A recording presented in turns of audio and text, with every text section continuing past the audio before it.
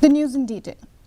During the election campaign for the NPP, candidate Aiborlang Jhadc from the Barato Mukru constituency, Deputy Chief Minister Snehpal Langdar expressed his willingness to collaborate with Aiborlang for the betterment of the constituency if he wins as MDC.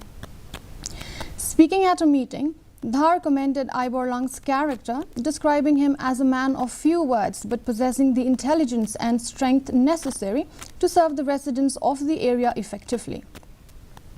He emphasized that Aiborlang's victory would benefit the entire region.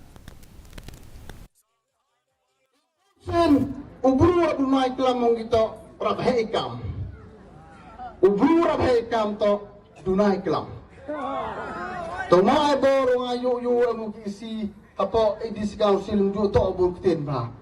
Dia kau tu so tu kalau tu buci pria sama blok kau. Hamzah itu tu dah pun buci culen yang lupa yang kau. Dan kemudian ham kau yo kita mikir mak kau bonduk ten krem kau.